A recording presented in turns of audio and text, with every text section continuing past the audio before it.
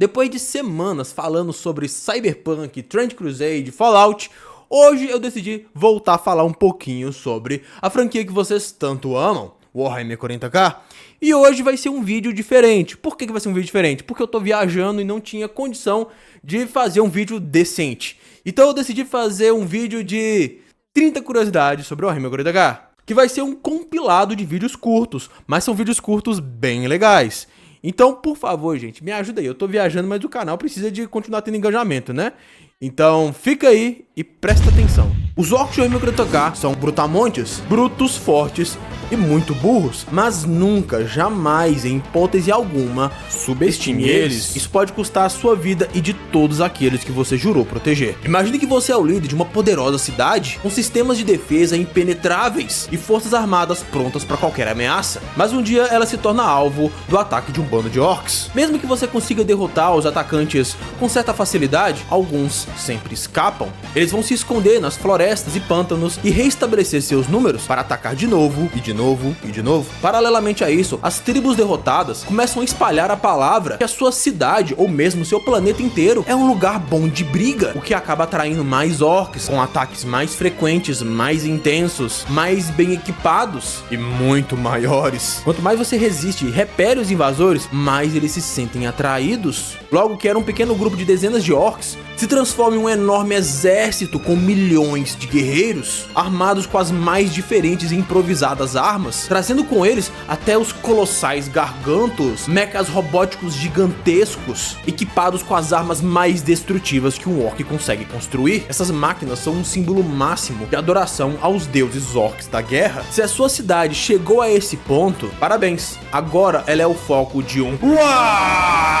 uma campanha militar massiva que atiça todos os instintos de guerra e agressividade em todos os orcs que sequer ouvem falar o nome da sua cidade. Agora, meu amigo, te resta duas opções: ficar e lutar contra essa massa verde gigantesca, ou fugir às pressas, levando apenas aquilo que você consegue carregar. Os Space Marines são a força mais icônica e uma das mais poderosas de todo o universo de Warhammer 40k. Soldados geneticamente modificados para serem muito superiores a qualquer humano. E sua armadura, além de amplificar todas as suas capacidades físicas, lhes protege de quase qualquer coisa. Mas tão importante e icônico quanto suas armaduras são suas Bolt Guns, instrumentos de destruição que combinam tecnologia ancestral, fervor religioso e pura brutalidade. Cada projétil é uma obra de arte mortal, um míssil em miniatura, propelido por um combustível sagrado e carregado com um explosivo capaz de detonar dentro do inimigo. Não basta tirar sua vida, é preciso apagar sua existência. A Bolt Gun não é apenas uma arma, é um artefato sagrado. Cada uma é personalizada para seu portador e protegida pelo próprio espírito da máquina. Até a munição é consagrada, porque para os Astartes, até a guerra é uma oportunidade para servir ao imperador. Das compactas Godwin às pesadas Tigros, cada Bolt Gun é adaptada para o horror do campo de batalha. Algumas perfuram veículos, outras incineram hordas inteiras, mas todas compartilham um propósito: não deixar nada de pé ou vivo. Para o Space Marine, a Bolt Gun é uma extensão do seu corpo. Cada recarga é um ritual, cada tiro uma prece. Quando a munição acaba, a própria arma se torna uma clava. A guerra não espera e eles nunca falham. Mas mesmo as Bolt Guns têm limites. Quando o espírito da máquina se rebela ou o cano da arma derrete, só os Tech Marines podem salvá-las, porque no fim das contas, uma arma é apenas metal, mas nas mãos de um Astartes é o cumprir de uma profecia. E no sombrio futuro de Warhammer 40k, a única paz que você vai encontrar é o silêncio depois do último disparo da Bolt Gun de um Space Marine. No universo de Warhammer 40k, morrer não é nem de longe a pior coisa que pode acontecer com você, porque você pode, por exemplo, nascer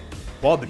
Isto é coisa de pobre. Parece estranho, né? Mas vou te explicar. Praticamente toda ficção científica reflete os problemas reais da nossa sociedade, como por exemplo, superpopulação e falta de moradia. Pensa só, é muito comum que nossos avós, mesmo sendo pessoas humildes, tenham casas e terrenos muito grandes. Já nós somos obrigados a nos contentar com apartamentos minúsculos ou casas bem pequenas. Mas no Império da Humanidade, esse problema existe e é muito pior. Eu tô falando de mais de 18 bilhões de pessoas por planeta. E qual a solução? As cidades colmeia. Elas são cidades verticais com quilômetros de altura, um amontoado de casas grandiosas fábricas como se fosse uma grandiosa favela, e populações que chegam a centenas de milhões, às vezes bilhões de pessoas. E obviamente ela é dividida por classes sociais. No topo da cidade de Colmeia temos os pináculos, onde está o luxo, os mais ricos, onde a comida é abundante, o ar é puro e fresco, e a eletricidade é gratuita e trivial. Mas também temos a Baixa Colmeia, onde a realidade é bem diferente, onde reside a maior parte da população, os trabalhadores. Ali o ar é poluído, a água é suja, a comida é cara e a eletricidade é um luxo que poucos podem pagar. Mas abaixo disso, no subterrâneo das cidades, temos as subcolmeias, um lugar escuro que o sol nunca bate e a eletricidade não chega, e quem mora ali é obrigado a sobreviver com os restos de quem mora acima. A água é coletada de vazamentos ou filtrada a partir de resíduos industriais. A comida é escassa e cara, com algumas pessoas recorrendo ao canibalismo em momentos de desespero, e você pode ser morto por um simples pedaço de pão. A lei não existe e tudo é controlado pelas gangues. Pessoas que nascem na subcolmeia dificilmente saem da subcolmeia e podem passar suas vidas inteiras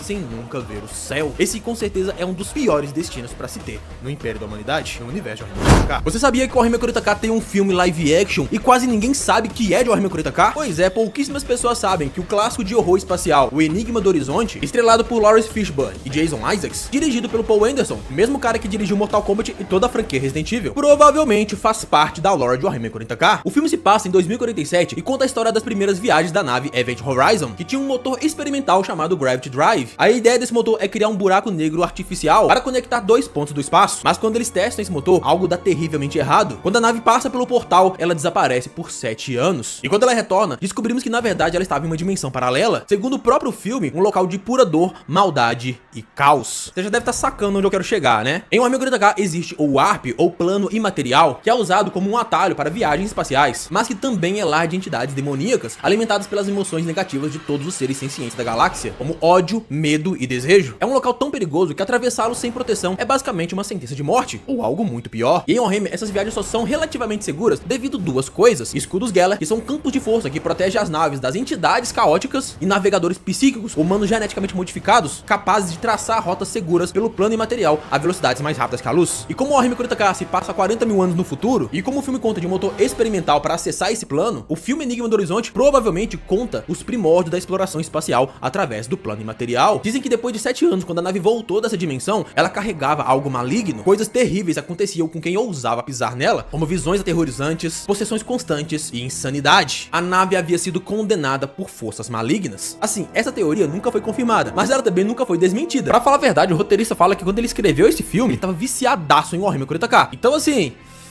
coincidência demais, né não? Os Adeptos Mecânicos são uma das facções mais intrigantes e misteriosas do universo de Warhammer 40k, já que eles veem a tecnologia e o conhecimento como coisas completamente sagradas. Mas você sabia que, na verdade, eles são humanos e que sua origem é quase contemporânea à nossa? Tudo começa no século 22, 2100 e pouco, com o estabelecimento das primeiras colônias em Marte. Com o passar do tempo, o planeta foi terraformado artificialmente, transformando-se em praticamente uma segunda Terra, com atmosfera, fauna, flora, e lá grandes cartéis industriais se estabeleceram, impulsionando avanços científicos e tecnológicos sem precedentes, tornando Marte em um império independente. Mas então veio a Era dos Conflitos, um período apocalíptico e quase todo o conhecimento foi perdido, e a humanidade enfrentou o colapso. Pessoas morriam aos montes e o desespero tomou conta, e é nesse cenário caótico que surge uma luz de esperança: o culto mecânicos. Esse culto religioso buscava preservar a tecnologia e usá-la para salvar a raça humana, e com o tempo os marcianos reestabeleceram seu império, mas agora com uma visão totalmente diferente. Para eles, a tecnologia havia se tornado sagrada, algo quase divino, tecnologia que garantiu sua sobrevivência durante os tempos mais sombrios. Se você quiser mais detalhes, eu fiz um vídeo de 1 hora falando com muito mais profundidade sobre os Adeptos Mecânicos. É só clicar no vídeo linkado aqui embaixo.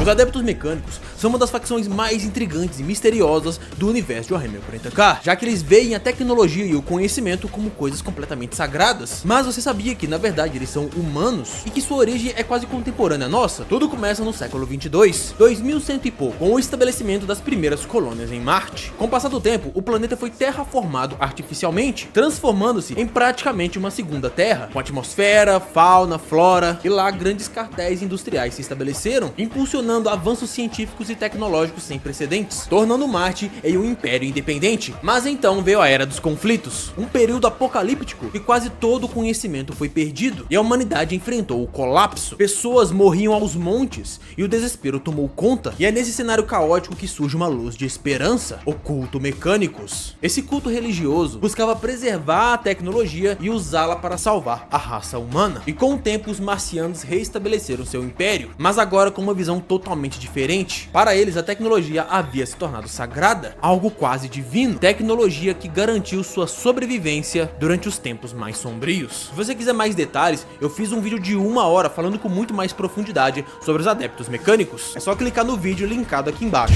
Ah, se você gosta dos meus vídeos no geral, galera, não se esqueça de curtir esse vídeo aqui, se inscrever no canal, isso ajuda pra caramba. E se for comprar alguma coisa na internet, usa o meu link que tá aqui na descrição, porque quando você compra coisas na Amazon, você não vai pagar nada mais por isso, mas um pedacinho do valor vai vir pra ajudar na manutenção do canal. Você sabia que os orcs de Warhammer 40k podem acabar com toda a vida na galáxia? Um dos elementos mais fortes da cultura dos orcs é o WAG, uma campanha militar tão massiva que milhões de orcs se reúnem para guerrear contra cidades ou planetas inteiros, tudo em nome de seus deuses da guerra, Gork e Mork. Mas há algo pior, algo tão ruim que até mesmo os estudiosos do Império da Humanidade temem: o grande WAG.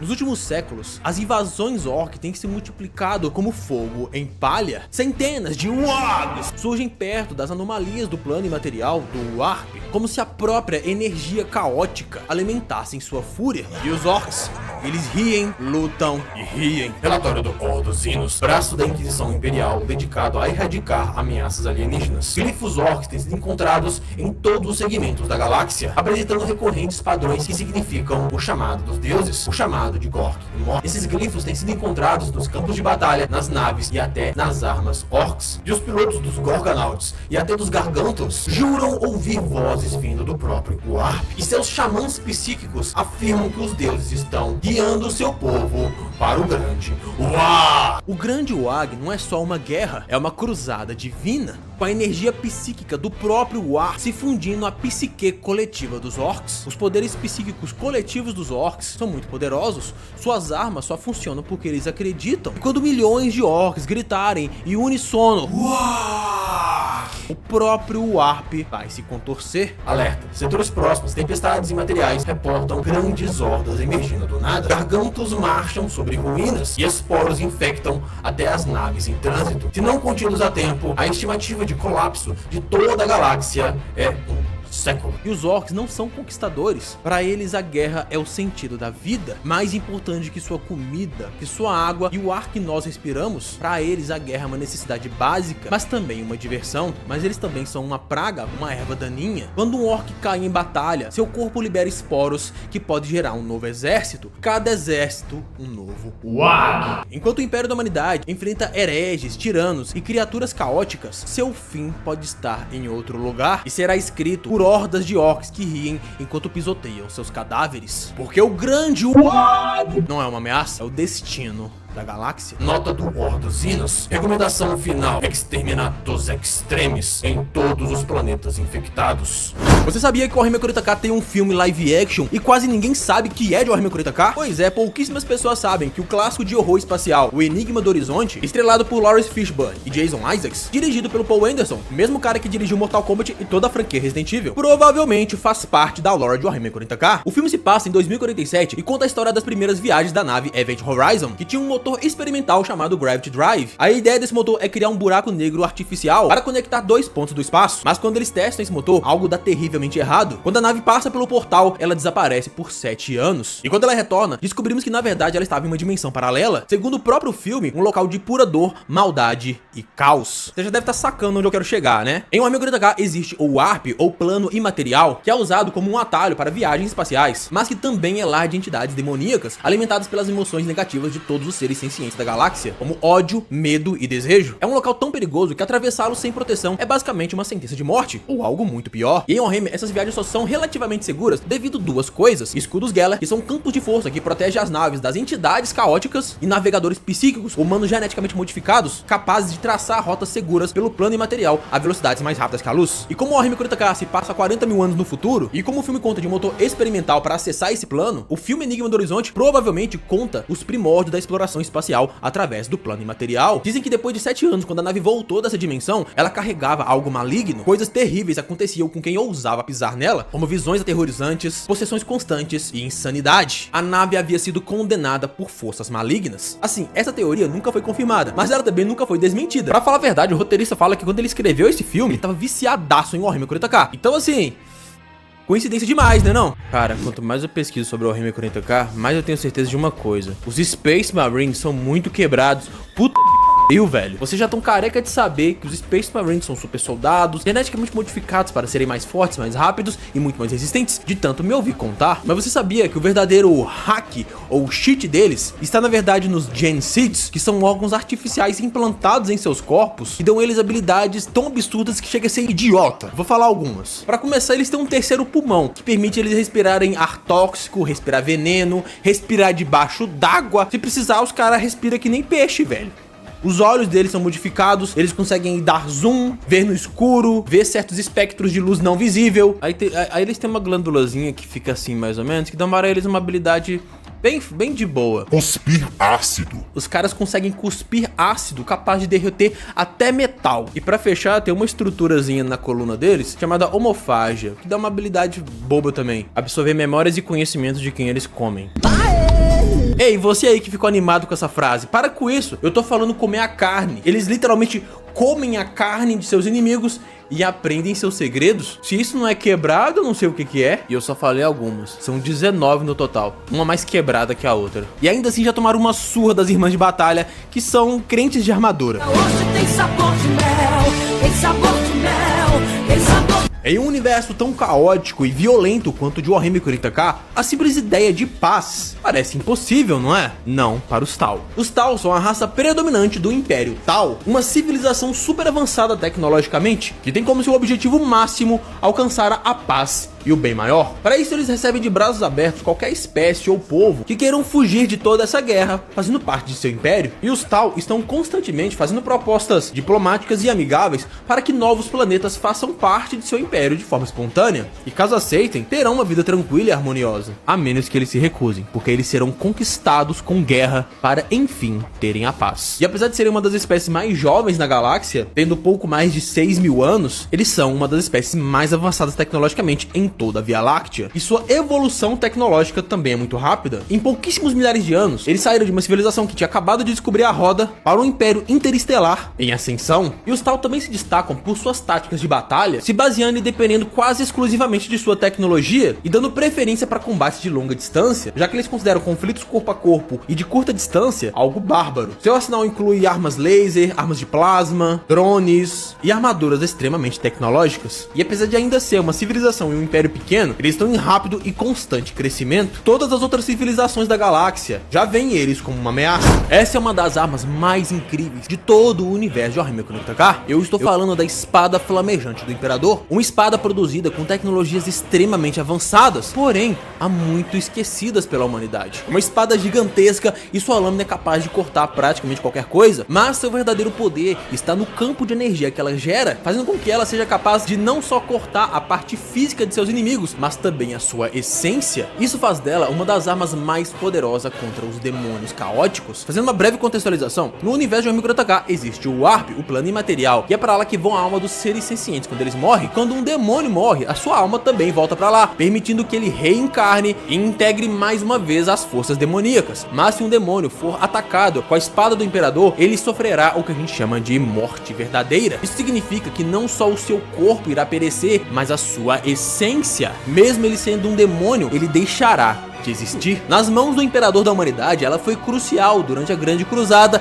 e principalmente durante a Heresia de Horus, e foi com ela em mãos que o Imperador conseguiu destruir para sempre o traidor Horus. Mas depois que o Imperador ficou gravemente ferido, a espada repousou aos seus pés durante 10.000 anos, até ela ser empunhada novamente por Ribold Guilliman, o primarca dos Ultramarines, durante a 13ª Cruzada Negra, mas isso é história para outro vídeo. Essa é uma das armas mais incríveis de todo o universo de Warhammer 40k. Eu estou falando da Espada Flamejante do Imperador, uma espada produzida com tecnologias extremamente avançadas, porém há muito esquecidas pela humanidade. Uma espada gigantesca e sua lâmina é capaz de cortar praticamente qualquer coisa, mas seu verdadeiro poder está no campo de energia que ela gera, fazendo com que ela seja capaz de não só cortar a parte física de seus inimigos, mas também a sua essência. Isso faz dela uma das armas mais poderosas contra os demônios caóticos. Fazendo uma breve contextualização, no universo de Warhammer 40k existe o Warp, o plano imaterial, e é para lá que vão a alma dos seres sencientes quando eles morrem. Quando um demônio morre, a sua alma também volta para lá, permitindo que ele reencarne e integre mais uma vez as forças demoníacas. Mas se um demônio for atacado com a espada do Imperador, ele sofrerá o que a gente chama de morte verdadeira. Isso significa que não só o seu corpo irá perecer, mas a sua essência. Mesmo ele sendo um demônio, ele deixará de existir. Nas mãos do Imperador da Humanidade, ela foi crucial durante a Grande Cruzada.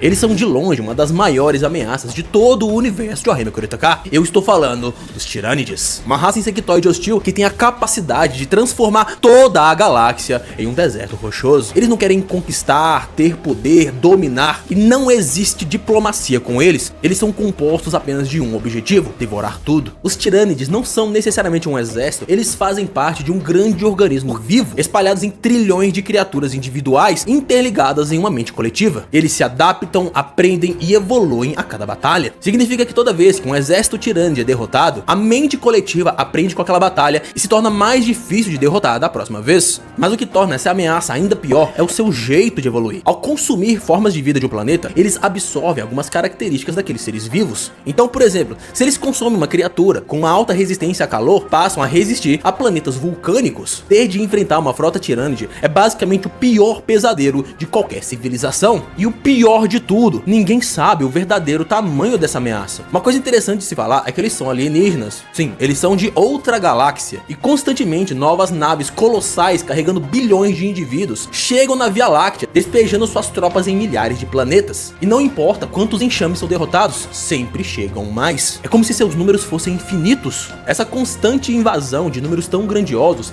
levanta um debate e uma séria preocupação pelos cientistas mais brilhantes de toda a galáxia, como por exemplo os biólogos do Adeptus Mechanicus. Seria possível que todas essas tropas são apenas os batedores e a real invasão ainda tá para acontecer? Teriam eles números tão massivos e grandiosos que seriam capazes de transformar a galáxia inteira num deserto rochoso? Se uma previsão tão apocalíptica vai acontecer ou não, isso só o tempo dirá. Mas o que a gente sabe é que a maior, pior e mais perigosa invasão tirânide é sempre a próxima. Eu já falei aqui que os Tirânides são uma das criaturas mais brutais de todo o universo de Warhammer 40k. Movidos unicamente por uma fome infinita, eles invadem planetas e consomem toda a matéria orgânica, deixando para trás apenas uma pedra seca e vazia vagando pelo espaço. Mas apesar de sua aparência caótica e selvagem, os Tirânides possuem uma estrutura extremamente organizada. Antes que o planeta seja invadido por massivas frotas colmeia, aquele planeta precisa ser considerado viável para invasão, ou seja, ele precisa ser estudado, infiltrado e enfraquecido. Para isso, os Tirânides têm unidades específicas, os Genestealers. Os Genestealers, numa tradução direta, seria mais ou menos como ladrões genéticos. Eles não chegam em uma poderosa frota devoradora. Ao invés disso, eles têm métodos mais sutis. Eles chegam em pequenos grupos de batedores e são infiltradores perfeitos, ágeis, letais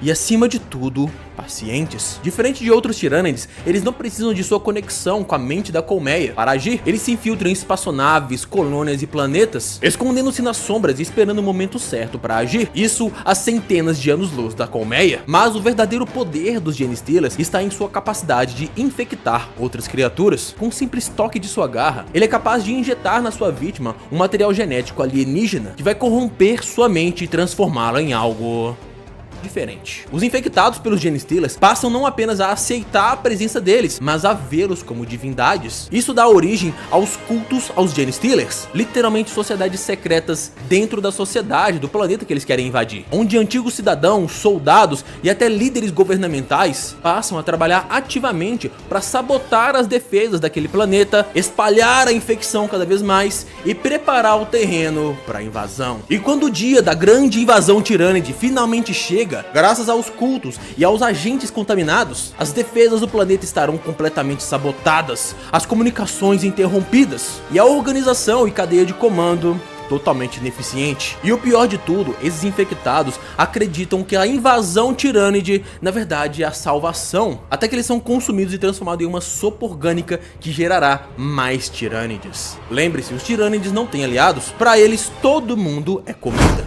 E aí, vamos falar de orc? Para os orcs de Warhammer 40k, essa é a melhor briga de todas. Imagine um setor inteiro da galáxia afundado em uma guerra que parece não ter fim, contra um inimigo completamente brutal, cujos números parecem infinitos. Eu estou falando da guerra entre o Império Orc Octarius, o maior Império Orc que já existiu, contra a frota colmeia Tirânide Leviatã, uma das maiores frotas Tirânide que já existiram. Que os orcs adoram uma boa luta, vocês já sabem. E vocês também sabem que os Tirânides possuem um apetite insaciável e consomem tudo que vem pela frente. Mas o que acontece? Uma força de números quase infinitos se choca com uma força de apetite quase infinito. Bem, a gente tem a Guerra de Octarius. Por um lado, os Tirânides buscam consumir o máximo de orcs possíveis. Cada orc consumido se torna um suco de biomassa que será usado para gerar novos Tirânides. Por outro lado, cada orc morto libera esporos no ar que vão gerar ainda mais orcs. Assim, o campo de batalha nunca se esvazia e a guerra nunca acaba. Para qualquer outra raça, uma guerra infinita seria um pesadelo terrível. Não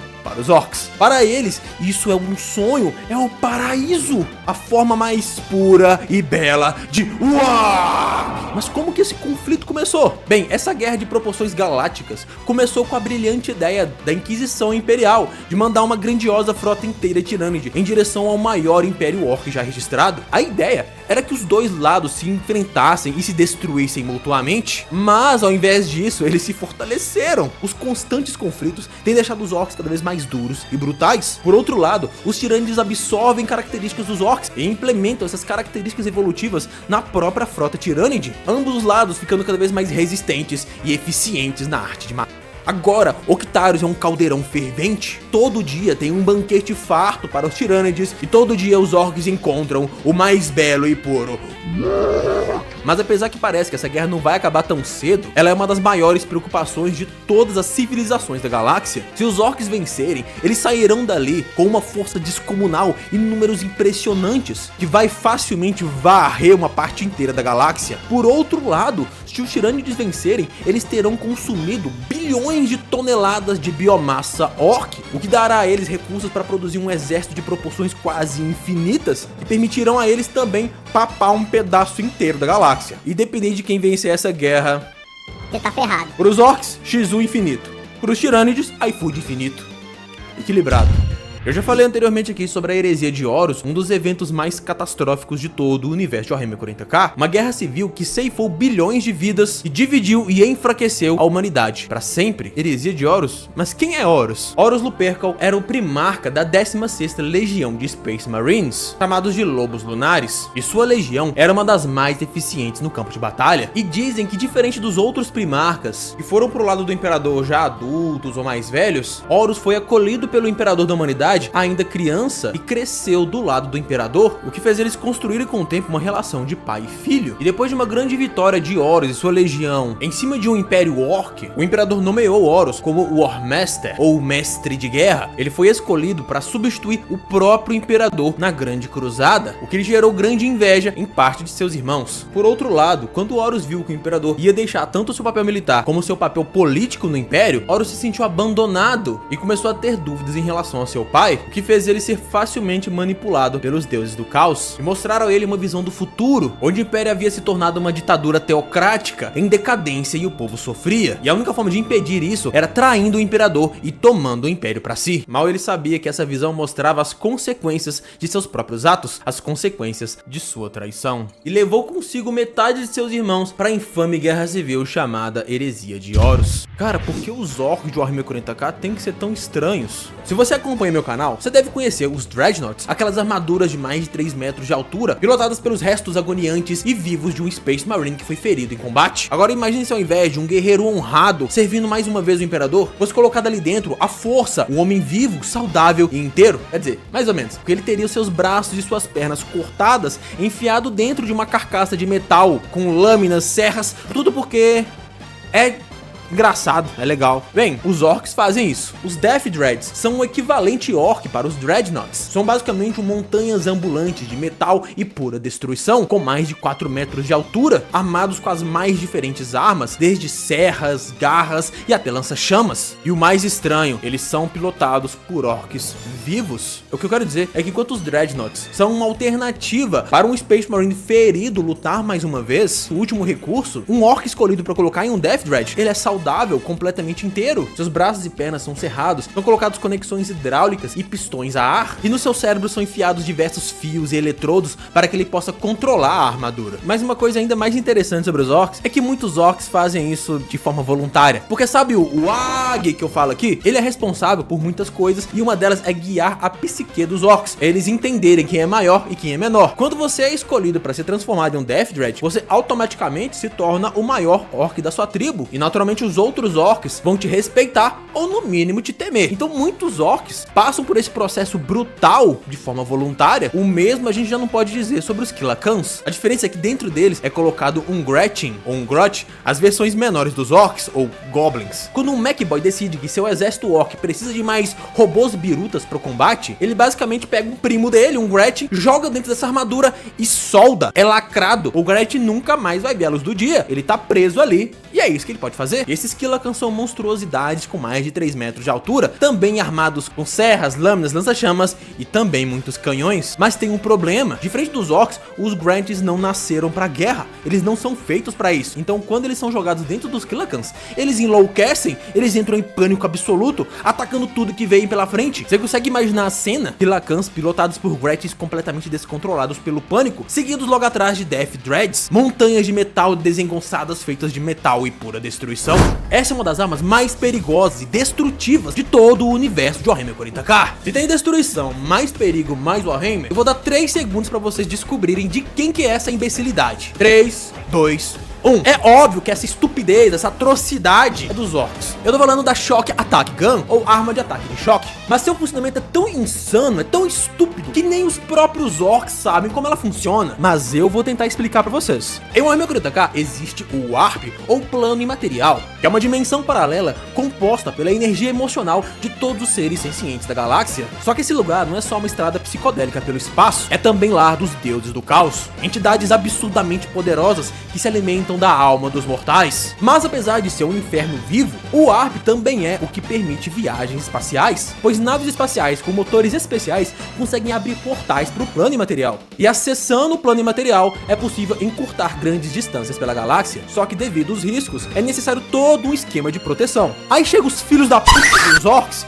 e pensam: e se nós colocar um portal numa ponta e um portal no outra ponta da arma? E assim nasce essa atrocidade da engenharia, uma arma que basicamente é composta por 2 portais para o plano imaterial, uma entrada e uma saída. O primeiro portal suga tudo que estiver por perto, e o segundo portal arremessa tudo que acabou de sugar em velocidades absurdamente altas em seus inimigos. Os caras pegaram uma das paradas mais perigosas e perturbadoras de toda a lore de Warhammer 40k e colocou num cano de PVC. Já pode ir pro manual do mundo, né?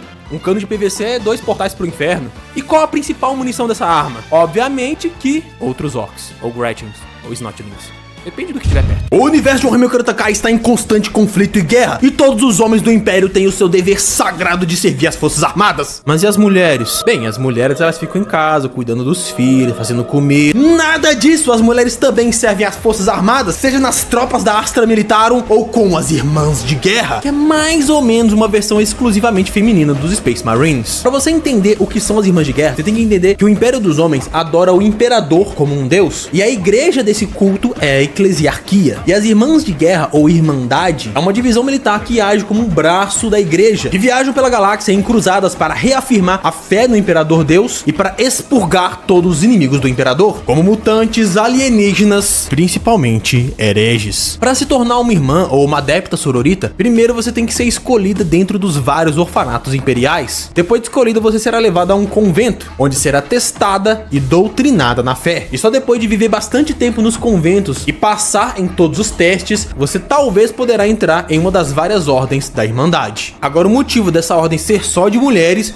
rende um vídeo à parte. Os deuses do caos são os seres mais poderosos de todo o universo de Warhammer 40k, e eles não são apenas entidades malignas, mas sim a manifestação do que há de pior nas pessoas, independente da espécie ou do planeta de origem, assim como eles também se alimentam desse mal. E hoje vou falar de um deles, vou falar de Nurgle, o senhor da praga, o avô pestilento, o deus da peste e da decadência. Enquanto outros deuses do caos buscam a guerra, a manipulação ou o prazer sem limites, Nurgle oferece algo muito pior: a aceitação do inevitável. Ele não destrói apenas os corpos, mas a esperança. Seus seguidores não temem a morte, eles a abraçam. Suas doenças que ele espalha pelos planetas são presentes, e aqueles que aceitam suas bênçãos são recompensados com uma resistência sobrenatural, mas a um custo altíssimo. A carne de seus corpos apodrecem e incham de tanto pus. Os mundos que caem sob a influência de Nurgle não são queimados, eles apodrecem. Cidades inteiras se tornam colônias gigantescas de pragas, onde os vivos e os mortos se misturam em um ciclo sem fim de pestilência e renascimento. E entre seus servos mais leais estão a Guarda Mortal, ou Death Guard, uma legião de poderosos Space Marines que, durante a heresia de Horus, sucumbiram às pragas de Nurgle e abraçaram sua podridão. Seu primarca, Mortarion, um dia já odiou com todas as suas forças a feitiçaria e a corrupção, mas em desespero aceitou o presente de Nurgle e renasceu como um príncipe demônio, o Daimon de Nurgle. Agora ele comanda seus filhos apodrecidos, espalhando doenças, pragas e devastação por toda a galáxia. Mas o pior que Nurgle e seus filhos podem espalhar não é a podridão ou a morte, é a perda da vontade de lutar, porque todos nós apodrecemos, todos nós adoecemos, e para Nurgle isso não é uma tragédia, é uma dádiva. Quanto mais eu pesquiso sobre o Warhammer, mais coisas bizarras eu descubro. Você sabia que os Space Marines, aqueles super soldados grandões, têm 2 corações? Isso é pra eles levarem mais oxigênio e nutrientes pros músculos e pros órgãos. E eles também conseguem entrar no estado de hibernação por tempo praticamente indeterminado. Se precisar, eles podem hibernar pra sempre. 2 corações, será que eles sofrem por amor 2 vezes mais? Que piada paia. E na verdade não, porque as emoções deles são suprimidas. Mas isso é só a ponta do iceberg. A parada bizarra mesmo é uma glândula que eles têm na boca chamada glândula de Becher, que basicamente permite com que eles expilam ácido. Eles podem literalmente cuspir ácido na cara dos inimigos, mas a sua principal função é ajudar na digestão deles, porque com esse ácido eles conseguem dissolver e se alimentar de praticamente qualquer coisa, desde carne podre até papel, madeira, metal. Os caras comem metal. Inclusive, quando um Space Marine tá em fase de crescimento, ele come cerâmica, porque os ossos deles são modificados para absorverem, além de cálcio, cerâmica. Então os ossos deles, na verdade, são várias camadas de cerâmica. Você sabe o que no nosso mundo é feito de várias camadas de cerâmica? A porra de colete, a prova de balas! Já que vocês gostam de orc, vamos falar de orc, né? Os orcs são uma das maiores ameaças de toda a galáxia. Seus números incontáveis, sua resistência altíssima e sua capacidade de adaptação quase imbatível. E o pior de tudo, os orcs eles não lutam para sobreviver ou por recursos. Eles lutam simplesmente por lutar, porque eles querem lutar, que é divertido e é isso. A razão de vida deles, a sua religião e a sua necessidade mais básica é a guerra. Só isso que eu falei até agora já seria suficiente para tornar eles ameaças preocupantes. mas vai além disso. Diferente da maioria dos orcs, que são brutamontes e criaturas burras no campo de batalha, carregando suas armas, existe uma categoria de orc que é diferente. Eles nascem com um profundo e avançado conhecimento de diferentes áreas do conhecimento. Esses orcs são chamados de Odd Boys, ou a partir de Kelvin traduções, os meninos esquisitos. E eles se dividem e se organizam a partir de suas áreas de conhecimento, que são eles, os Mech Boys, que são os engenheiros orcs. Eles são os responsáveis por criar armas, veículos e até naves espaciais. E apesar de muito eficientes, ninguém sabe ao certo como que essas porcarias funcionam. Aí temos os Pain Boys, que são os médicos, responsáveis por experimentos e cirurgias malucas e até mesmo modificações corporais completamente bizarras e absurdas. Aí temos também os Weird Boys, que são os psíquicos orcs. São os orcs capazes de manipular e acessar a energia do plano imaterial, do Warp. Eles são os magos, entre aspas, dentre os orcs. Aí temos os Rutherts, que são a grosso modo os fazendeiros. Eles são os responsáveis por criar e cuidar dos Squigs e dos Grots. E são eles também que treinam essas criaturas para serem usadas no campo de batalha, seja como animais ou até mesmo como munição. Aí temos os Flyboys, orcs que nascem com um grande conhecimento sobre aeronáutica. Eles são os pilotos das aeronaves orcs, fazendo com que a destruição não venha apenas pelo chão, mas também pelos ares. Temos os Brew Boys, que são os químicos. São eles que criam bombas, venenos, bebidas e todo tipo de substância que você imaginar. E temos os Dock Boys. Eles são mais ou menos como os Pain Boys, os médicos, mas são especializados em transformar orcs comuns em aberrações cibernéticas. Assim, apesar que parece que eu falei muita coisa, isso é só o começo. Então lembre-se, mesmo que os orcs sejam meio burros, muitos deles, apesar de burros, também são inteligentes.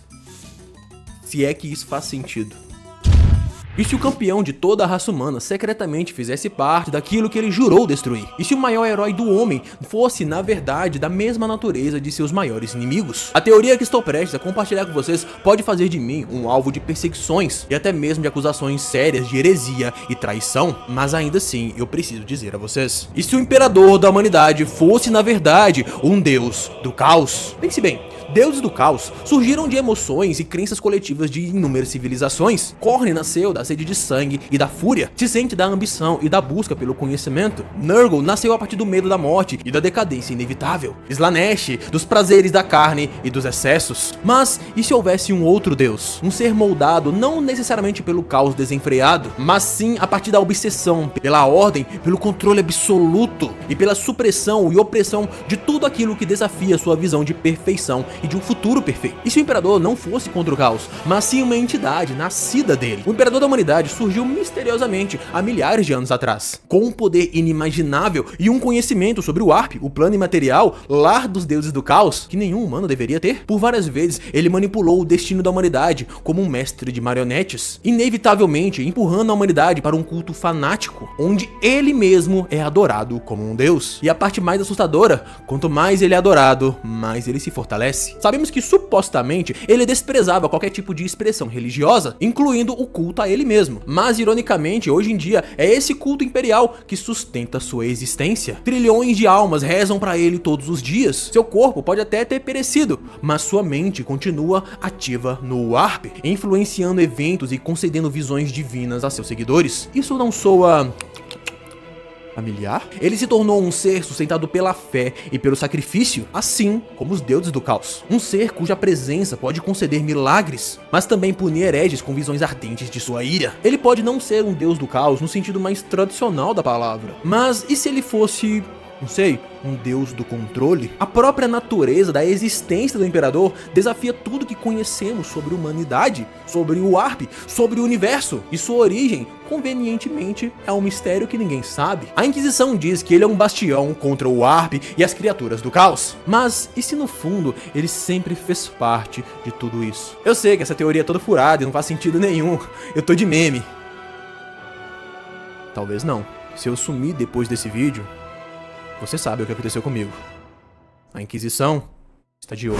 Em um universo tão tecnológico e mecanizado como o Warhammer 40k, talvez seja difícil imaginar que ali também existe magia, mas ela existe, e ela é muito mais sombria e aterradora do que simples feitiços que você está acostumado em ver em outras obras. Em Warhammer, a magia vem do Warp, ou plano imaterial, um reino de pura energia caótica, alimentado pelos pensamentos e emoções de todos os seres vivos, e lar dos deuses do caos. Essa energia é manipulada pelos psíquicos, que arriscam suas vidas e suas almas para tentar controlá-la. Para eles, fazer um simples feitiço é como jogar uma moeda para cima. Se você tiver sorte, você pode obliterar um exército inteiro, mas se você tiver azar, você pode acabar abrindo um portal para o inferno e ser consumido por demônios. Dentre as habilidades que um psíquico pode acabar adquirindo a manipular a energia do caos estão telepatia, controle mental, raios destrutivos, chamas, campos de força, telecinese e até mesmo manipular a própria realidade a seu favor. Ou se você for ousado o suficiente, você pode abrir um portal para o inferno e tentar convocar demônios para lutarem ao seu lado. Só espero que eles não se voltem contra você. Esses são os maiores monstros do universo de Warhammer 40k. Imagine máquinas de guerra tão grandes quanto prédios, com canhões capazes de obliterar cidades inteiras. Os titãs são os verdadeiros deuses da guerra no campo de batalha. Essas máquinas monumentais são construídas e adoradas pelo culto do Adeptos Mecânicos. Para eles, os titãs não são apenas armas, são entidades divinas, cada um com a sua própria alma. E os titãs são muito mais do que máquinas de guerra. Na verdade, eles são grandiosas catedrais móveis, adornadas com vitrais, estátuas e símbolos de devoção. Eles levam a fé do Império ao campo de batalha, fazendo da própria destruição um ato de adoração, com alguns podendo chegar a colossais 150 metros, tão pesados que desafiam as fundações dos próprios planetas. E seu poder de fogo é simplesmente aterrador, desde armas de plasma que conseguem vaporizar fortalezas, até canhões que disparam explosivos capazes de obliterar cidades com um único disparo. E pouquíssimas coisas em toda a galáxia conseguem oferecer algum desafio para esses monstros, talvez os monstros dos outros impérios. Mas isso é história para outro vídeo. Os Tal do Império Tal são conhecidos no universo de Warhammer 40k pelo seu poderio militar e rápida evolução tecnológica. Em poucos milênios, eles passaram de um povo tribal para uma das maiores potências da galáxia. Mas por trás desse avanço impressionante, existe uma perigosa ingenuidade. Durante a Guerra do Golfo de Democre, um comandante Tal encontrou algo completamente aterrador. Uma máquina imponente com mais de 3 metros de altura. Um verdadeiro colosso de metal, forjado para a violência e para a destruição. Mas ainda assim, era letal e preciso. Mas o que mais impressionou o comandante Tal não era seu poder destrutivo, mas o que ele descobriu sobre aquela aberração. Dentro dela havia o que parecia ser restos de um corpo humano, desfigurado e grotesco, que se conectava à carcaça de metal por vários fios e tubos. Esse comandante descobriu algo impensável. Aquela máquina e seu piloto tinham mais de 10 mil anos. O Império Tal tem por volta de 6. A simples ideia de enfrentar inimigos tão antigos e tão resilientes abalou profundamente aquele comandante. Os orgulhosos Tal, que acreditam no caminho supremo do bem maior, perceberam que não passavam de crianças, jovens, em uma galáxia repleta de horrores ancestrais. Imagine uma força de elite tão secreta que o simples conhecimento sobre sua existência já seria motivo mais do que suficiente para tirarem a sua vida. Esses são os Grey Knights, ou Cavaleiros Cinzentos, um capítulo lendário de Space Marines, cuja missão é combater talvez o maior perigo do universo de Warhammer 40k, os demônios do caos. Enquanto outros capítulos de Space Marines enfrentam Xenos e hereges, os Cavaleiros lutam nas sombras, protegendo a humanidade de seu maior inimigo. Cada um deles é um psíquico extremamente poderoso, e apesar dessa proximidade com o caos, em 10 mil anos, nenhum deles jamais foi corrompido. Mas a sua maior força talvez seja o seu anonimato. A simples ideia que os demônios existem e estão constantemente à espreita geraria pânico na população, dando ainda mais força para o caos. Por isso, geralmente, quem vê um Cavaleiro Cinza não vive para contar história. Memórias são apagadas e, se necessário, vidas são ceifadas. Tudo para proteger seu anonimato e manter a população na ignorância. E uma coisa curiosa é que os corpos dos Cavaleiros Cinza são superiores, uma vez que seus Gen Seeds, que são órgãos extras que todo Space Marine tem, vêm direto do próprio Imperador, o que de certa forma faz dos Cavaleiros Cinza um capítulo composto apenas de primarcas. Dessa forma. Já que vocês gostam de orc, vamos falar de orc, né? Os orcs são uma das maiores ameaças de toda a galáxia. Seus números incontáveis, sua resistência altíssima e sua capacidade de adaptação quase imbatível. E o pior de tudo, os orcs eles não lutam para sobreviver ou por recursos. Eles lutam simplesmente por lutar, porque eles querem lutar, que é divertido e é isso. A razão de vida deles, a sua religião e a sua necessidade mais básica é a guerra. Só isso que eu falei até agora já seria suficiente para tornar eles ameaças preocupantes, mas vai além disso. Diferente da maioria dos orcs, que são brutamontes e criaturas burras no campo de batalha carregando suas armas, existe uma categoria de orc que é diferente. Eles nascem com um profundo e avançado conhecimento de diferentes áreas do conhecimento. Esses orcs são chamados de Odd Boys, ou a partir de Kelvin traduções, os meninos esquisitos. E eles se dividem e se organizam a partir de suas áreas de conhecimento, que são eles, os Mech Boys, que são os engenheiros orcs. Eles são os responsáveis por criar armas, veículos e até naves espaciais. E apesar de muito eficientes, ninguém sabe ao certo como que essas porcarias funcionam. Aí temos os Painboys, que são os médicos responsáveis por experimentos e cirurgias malucas e até mesmo modificações corporais completamente bizarras e absurdas. Aí temos também os Weird Boys, que são os psíquicos orcs, são os orcs capazes de manipular e acessar a energia do plano imaterial, do Warp. Eles são os magos, entre aspas, dentre os orcs. Aí temos os Rutherts, que são a grosso modo os fazendeiros. Eles são os responsáveis por criar e cuidar dos Squigs e dos Grots. E são eles também que treinam essas criaturas para serem usados no campo de batalha, seja como animais ou até mesmo como munição. Aí temos os Flyboys, orcs que nascem com um grande conhecimento sobre aeronáutica. Eles são os pilotos das aeronaves orcs, fazendo com que a destruição não venha apenas pelo chão, mas também pelos ares. Temos os Brewboys, que são os químicos, são eles que criam bombas, venenos, bebidas e todo tipo de substância que você imaginar. E temos os Dock Boys. Eles são mais ou menos como os Painboys, os médicos, mas são especializados em transformar orcs comuns em aberrações cibernéticas. Assim, apesar que parece que eu falei muita coisa, isso é só o começo. Então lembre-se, mesmo que os orcs sejam meio burros, muitos deles, apesar de burros, também são inteligentes. Se é que isso faz sentido. Você sabia que o Brasil já foi uma das nações mais poderosas do universo de Warhammer 40k? Muito antes do nascimento do próprio Império da Humanidade, a Terra era um planeta completamente devastado pelas guerras. E foi nesse cenário que o Imperador começou as chamadas Guerras de Unificação, uma campanha brutal para unificar a humanidade sob seu domínio. E durante essa campanha, o Imperador com seus exércitos conquistou nação após nação, mas uma nação na América do Sul apresentou uma resistência que o Imperador não esperava, uma nação chamada de High Brasil, ou Alto Brasil, que foi um poderoso estado tecnobárbaro governado pelo tirano Dalmot King. Já as forças militares de High Brasil eram conhecidos como os Dracos. Eram soldados especializados em combate de área florestal. Suas armaduras eram escamosas como couro de serpente e seus elmos tinham um aspecto reptiliano. E diferente de várias outras tropas, os Dracos foram permitidos a continuar servindo o Imperador, mesmo depois de serem conquistados, o que talvez indique sua competência e poder de batalha. Apesar que High Brasil era governada pelo tirano Dalmot King, Alto Brasil também tinha um parlamento para resolver certas questões da nação. Esse parlamento era localizado em Planalto, uma grandiosa e massiva cidade colmeia, que era composta de várias outras cidades aglomeradas em uma gigantesca estrutura vertical, com bilhões de habitantes. E no coração de Planalto havia diversos reatores de plasma, que além de fornecer energia elétrica, também era responsável por fazer a troca de calor da cidade com o exterior, que para manter a cidade aquecida acabou congelando um raio de 30 km ao redor da cidade. Eu já falei pra vocês aqui dos Titãs, máquinas de guerra colossais com mais de 100 metros do Império da Humanidade. Mas no universo de Warhammer 40k, os humanos não são os únicos com poder de destruição em uma escala tão absurda. Os nossos queridos verdinhos, os orcs, também têm suas próprias máquinas colossais, que são tão malucas quanto eles, os chamados Gargantulos ou Gargants. Os Gargantos são tudo que você espera de um orc, só que em uma escala completamente estúpida. Gigantes, barulhentos, improvisados e completamente insanos. São basicamente fortalezas ambulantes feitas de sucata, com canhões gigantescos, lança-chamas e várias armas. E talvez você pense que os Gargantos não passam de um amontoado de sucata, madeira, armas, explosivos e um monte de parafernália que não faz sentido algum. E bem, você tá completamente certo. Mas funciona. Por quê? Porque pros orcs faz sentido. E se pra eles faz sentido, funciona. O UAG deles desafia qualquer lógica, que seria algo como guerra.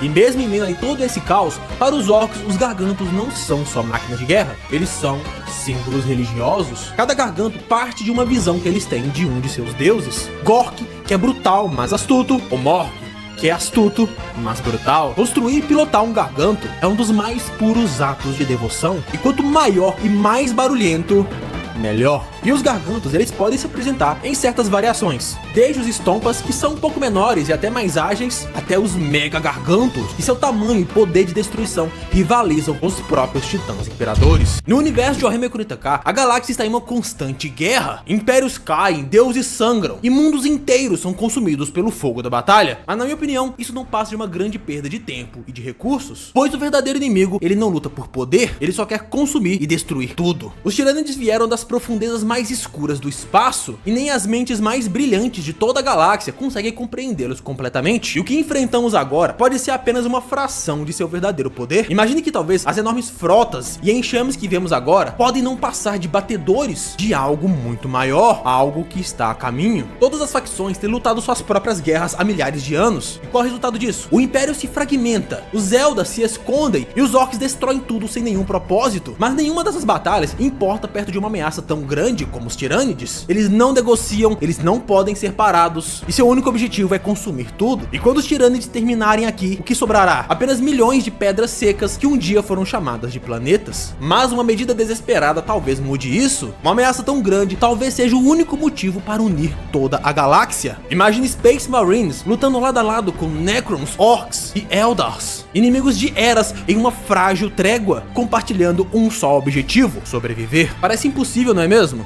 E talvez seja. E se for, será o fim de toda a vida na galáxia. O futuro da galáxia em Warhammer 40k não será decidido pela vitória de uma facção, mas sim pela sobrevivência contra uma ameaça muito maior. Eu espero que vocês sejam compreensivos, que eu precisei fazer esse compilado porque eu não queria deixar o canal sem vídeo nenhum, mas ao mesmo tempo eu não tinha condição física e mental de fazer um vídeo correndo. Então, é isso. Obrigado.